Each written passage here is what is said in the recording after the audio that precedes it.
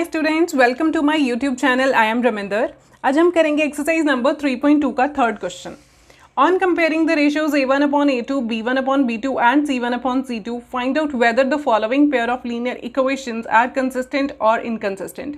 हमें कुछ pair of linear equations given है, उनका हमें रेशियोज का कंपैरिजन करने के बाद a1, a2, b1, b2 and c1, c2 का कंपैरिजन करने के बाद ये बताना है कि ये जो पेयर ऑफ लीनियर इक्वेशंस हैं ये कंसिस्टेंट आ रहे हैं या फिर इनकंसिस्टेंट आ रहे हैं। सबसे पहले तो हमें मैंने सेकंड जो क्वेश्चन कराया था उसकी स्टार्टिंग में मैंने एक फ्लो चार्ट बनवाया था, वो मैं आपको रिकॉल करवा देती हूँ कि उसमें क्या किया था हमने। ये था फ्लो चार्ट। ऐसे वाली हमें कुछ pair of linear equations given होंगे।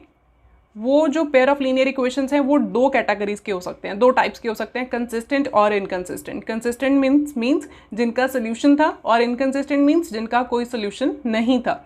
जिनका सोल्यूशन था वो दो तरह के थे सोल्यूशन, या तो फिर यूनिक मीन्स वन सोल्यूशन, या तो फिर infinite means more than one, बहुत सारे सोल्यूशंस। तो यूनिक सोल्यूशन कब आते थे? जब ये जो लाइंस हैं, ये जो ग्राफ पर अगर हम ड्रॉ करें तो ये इंटरसेक्टिंग लाइंस आती थी, एक पॉइंट पे ये मीट करती थी, ठीक है। उनकी कंडीशन क्या थी? a1 a2 not equal to b1/b2, ये दोनों रेशोज इक्वल नहीं आते थे तो इंटरसेक्टिंग लाइंस बनती थी और सोल्यूशन कंसिस्टेंट था, ठीक है। दूसरा कंसिस्टेंट का जो टाइप था वो था इनफाइनाइट मेनी सोल्यूशंस। उसमें बनती थी कोइंसिडेंट लाइंस, एक लाइन के ऊपर ही दूसरी लाइन बनती थी और उसको हम dependent pair of linear equation भी बोलते थे, ठीक है। एक लाइन के ऊपर दूसरी लाइन जो है वो ओवरलैप कर जाती थी। इसमें ये जो तीनों रेशोज हैं a1 a2 b1 b2 and c1 c2, इन ये जो तीनों रेशोज हैं ये तीनों इक्वल आते थे, ठीक है। और जो इनकंसिस्टेंट था वो सिर्फ एक ही था, नो सोल्यूशन वाला, which is parallel. Means parallel lines अगर बनती हैं तो नो सोल्यूशन आता था। और पैरेलल लाइंस कब बनती थी? जब a1 और a2, a1/a2 and b1/b2 equal थे, लेकिन c1/c2 जो रेशो है वो इक्वल नहीं थी इनके। फाइन। इनकंसिस्टेंट सिर्फ एक ही केस बनता है, which is this parallel lines वाला। और कंसिस्टेंट जो है वो दो केसेस बनते हैं, यूनिक इनफाइनाइट वाला, इंटरसेक्टिंग एंड कोइंसिडेंट लाइंस वाला। और कंडीशंस हैं ये वाली, या तो फिर दोनों रेशोज इक्वल हैं या फिर तीनों अनइक्वल हैं दोनों रेशोज, फर्स्ट टू, और या फिर तीनों जो रेशोज हैं वो इक्वल है। Fine. Start with the first part now. First part is 3x + 2y = 5, 2x - 3y = 7। First of all आपको ध्यान रखना है कि सारी जो टर्म्स हैं वो एक ही साइड पे हो। मीन्स जैसे यहाँ पे 5 है राइट हैंड साइड पे, इसको हम लेफ्ट हैंड साइड में लेके आएंगे। This is 3x + 2y -5 = 0। Hair 0 बचा क्योंकि प्लस का 5 था, उधर जाके ये माइनस का 5 हो गया।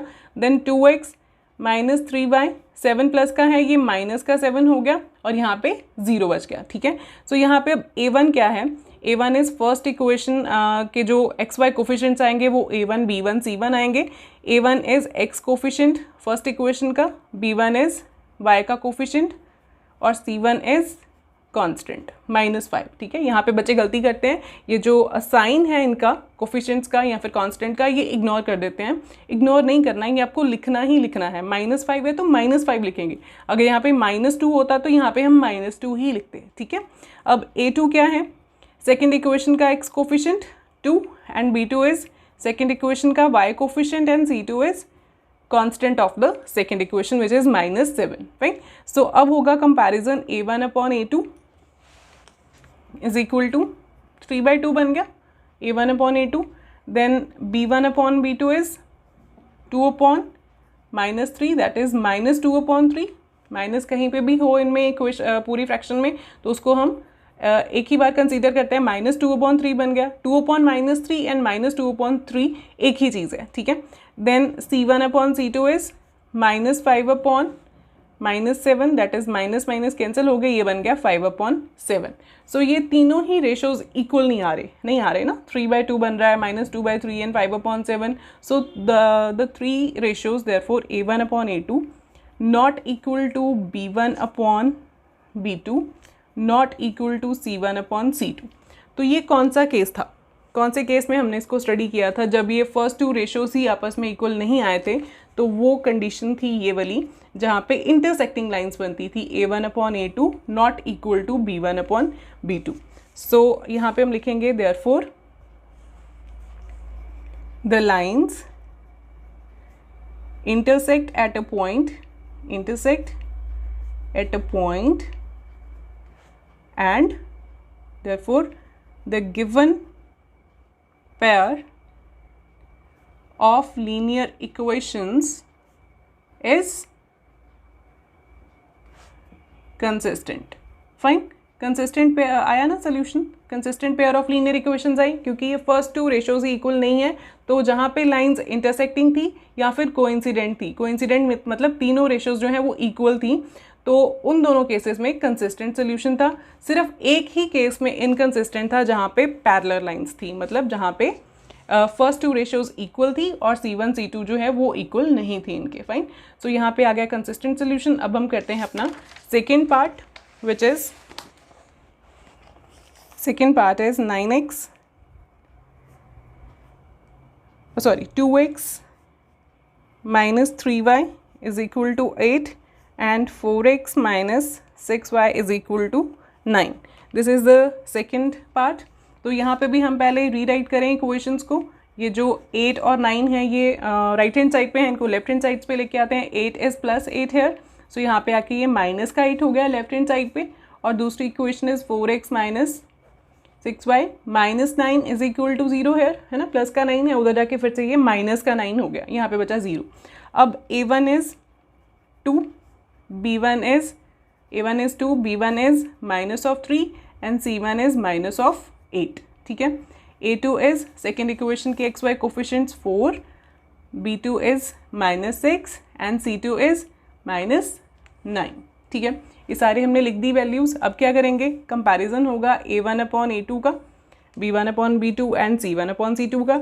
a1 upon a2 is 2 upon 4, cutting करके ये बन गया 1/2। ठीक है, then b1 upon b2 is minus 3 upon minus 6, minus minus cut गए तो ये कटिंग होगी, ये भी बन गया 1/2। c1 upon c2 is minus 8 upon minus 9, तो यहाँ पे माइनस और माइनस कट गए और ये बना 8 अपॉन 9। ठीक है, तो फर्स्ट टू रेशोज तो आपको आ रही है नज़र इक्वल, लेकिन ये जो लास्ट रेशो है ये इक्वल नहीं है, देयरफॉर हम लिखेंगे a1 upon a2 is equal to b1 upon b2 but not equal to c1 upon c2। c1 c2 equal नहीं आ रहा है।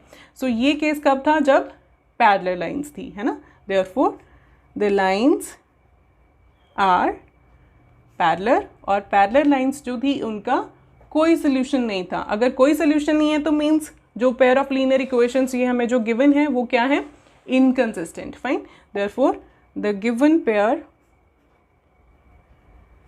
Of linear equations is inconsistent. Fine, inconsistent. ठीक है, इनकंसिस्टेंट का एक ही केस बनता था, दैट इज पैरेलल लाइंस का, जब फर्स्ट टू रेशोज इक्वल है और लास्ट वाली रेशो इक्वल नहीं है। सो ये हो गया हमारा सेकंड पार्ट कंप्लीट। अब जाते हैं अपने थर्ड पार्ट के ऊपर।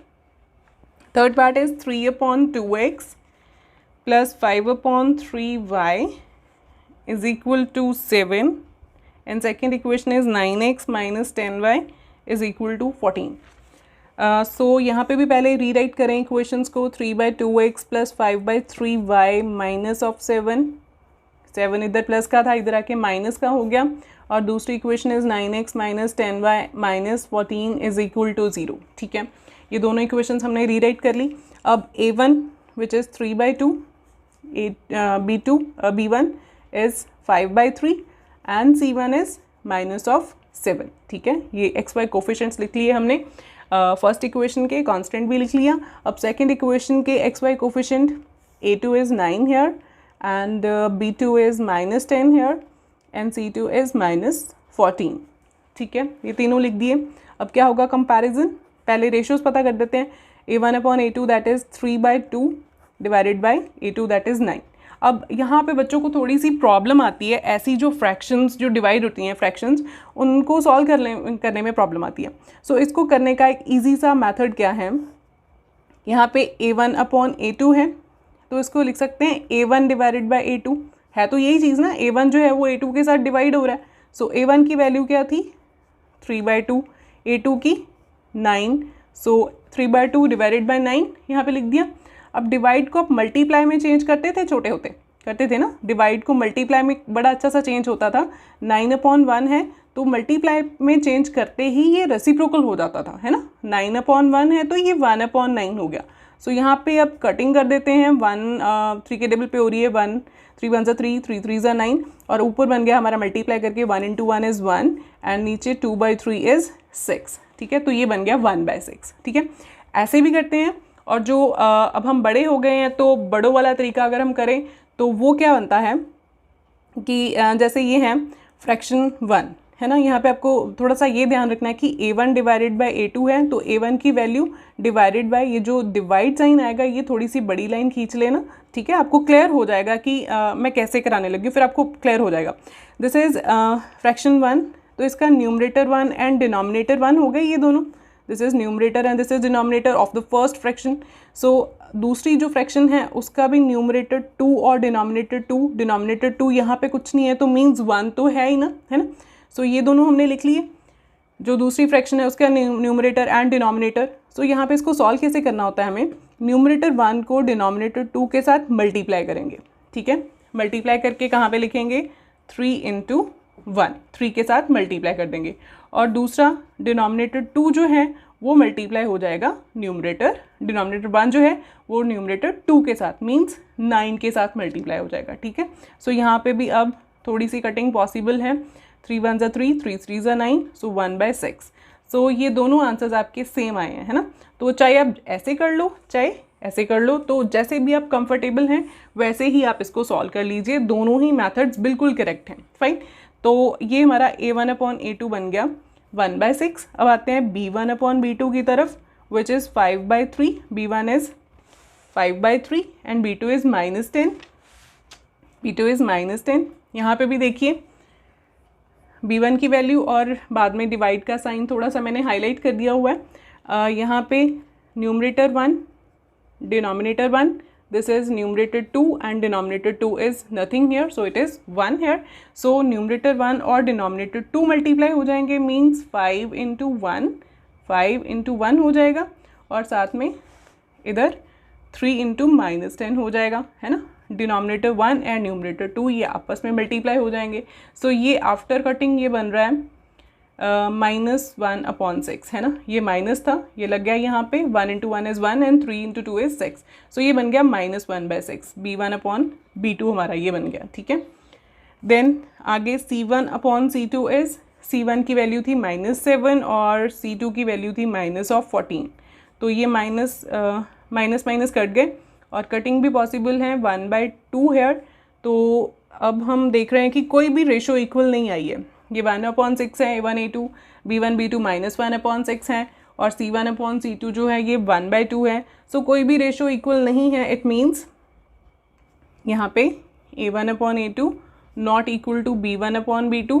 तो लास्ट वाला चाहे आप लिखो चाहे ना लिखो, नॉट, जब ये पहले ही दो नहीं इक्वल आई तो देयरफॉर लाइंस कौन सी बनती थी, फिर लाइंस आर इंटरसेक्टिंग। लाइंस कौन सी बनी, इंटरसेक्टिंग लाइंस बनी। और इंटरसेक्टिंग लाइंस कब बनती थी, जब गिवन पेयर जो है, जो हमारा पेयर ऑफ लीनियर इक्वेशन है, given pair of linear equation is consistent, है ना। कंसिस्टेंट आया इसमें भी, क्योंकि लाइंस जो है वो इंटरसेक्टिंग है, फर्स्ट टू रेशोज आपस में इक्वल नहीं है, तो ये consistent pair of linear equation बना, fine. So next is fourth part now. Fourth part is 5x - 3y is equal to 11 and second equation is -10x + 6y is equal to -22। सो यहाँ पे भी पहले हम रीराइट करें इक्वेशंस को, क्योंकि सब कुछ एक साइड पे लेके आना है सारी टर्म्स को। प्लस का 11 है, ये माइनस का 11 हो गया और यहाँ पे 0 बच गया, और यहाँ पे -10x + 6y माइनस का 22 है, ये प्लस का 22 हो गया, इज इक्वल टू 0 है। सो a1 is a1 b1 and c1, first जो इक्वेशन है उसके कोफिशिएंट्स लिखेंगे। a1 is 5, b1 is -3 and c1 is -11, ठीक है। And a2 is second equation का x coefficient -10, b2 is second equation का y coefficient and c2 is second equation का constant which is 22। सो अब होगा रेशोज़ को फाइंड आउट करने का काम। 5 अपॉन -10 बना A1 अपॉन A2, तो यहाँ पे कटिंग पॉसिबल है, 5 1 ज़ा 5, 5 2 ज़ा 10, this is -1/2. Then B1 upon B2 is -3 upon 6, यहाँ पे भी कटिंग पॉसिबल है, सो कटिंग करके ये हमारा बन गया -1/2 ये भी, ठीक है. और C1 अपॉन C2 इज़ -11/22, और ये भी कटिंग करके क्या बन रहा है 1/2, क्योंकि 11 की टेबल पे 22 आ रहा है, सो ये बन गया -1/2. सो ये तीनों रेशोज़ जो हैं ये इक्वल आ गई हमारी, है ना. सो तीनों रेशोज़ इक्वल हैं, तो हम यहाँ पे लिखेंगे here A1 upon A2 is equal to B1 upon B2 is equal to C1 upon C2. So ये तीनों रेशोज़ जब इक्वल थे तो लाइन्स कौन सी बनती थी, therefore the lines are coincident, है ना, कोइंसिडेंट, एक दूसरे के ऊपर ओवरलैप करती थी, है ना. हमने यहाँ पे अपने चार्ट में, फ्लो चार्ट में मैंने आपको दिखाया था. तो लीनियर इक्वेशंस का पेयर फिर क्या बनता है, the given pair of linear equations is consistent, है ना. जब कोइंसिडेंट लाइन बनती थी या फिर इंटरसेक्टिंग लाइंस बनती थी तो given pair of linear equations क्या बनता था, कंसिस्टेंट बनता था. Fine. So this is the fourth part now. अच्छा, एक चीज़ और है, कोइंसिडेंट लाइंस जो बनती हैं, coincident pair of linear equations जो लाइंस बनती हैं उससे हम डिपेंडेंट भी बोलते हैं, dependent pair of linear equations. Fine, ये मैंने अपने फ्लो चार्ट में भी लिखा था, ठीक है. So this is the fourth part now.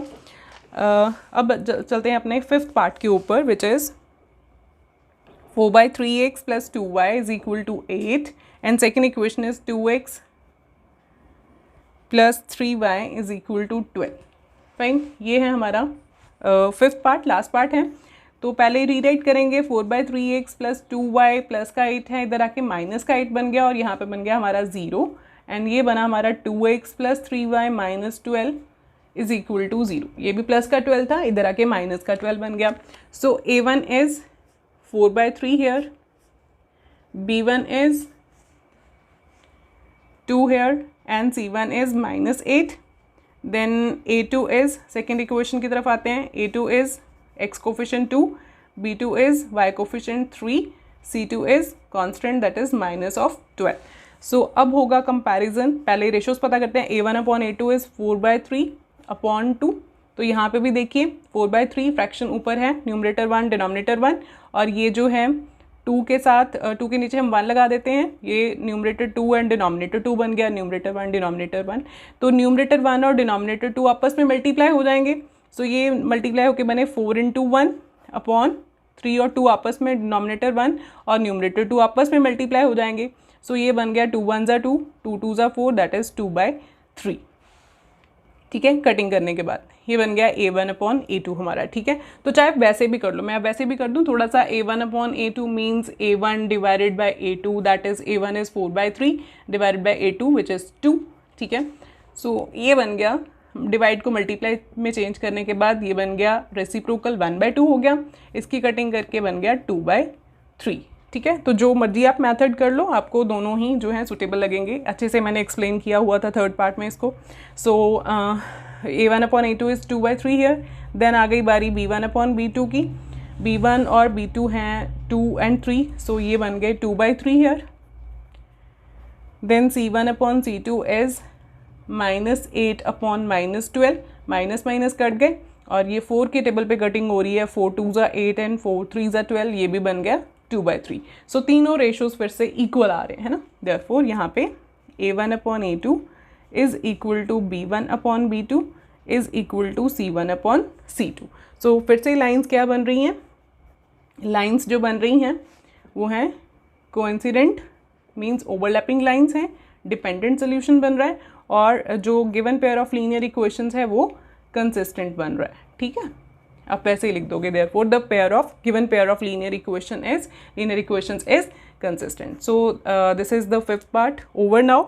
ये हो गया हमारा थर्ड क्वेश्चन पूरा फुल फ्लेज कंप्लीट. अगर आपको कुछ डाउट्स आए हैं तो प्लीज़ कमेंट सेक्शन में लिख दीजिए, और साथ ही मेरे चैनल को लाइक और सब्सक्राइब कर दीजिए, और साथ ही बेल आइकन को भी प्रेस करना मत भूलना. और अगर आपको कुछ डाउट्स हैं तो प्लीज़ कमेंट सेक्शन में ज़रूर बताना. Okay students, thank you so much.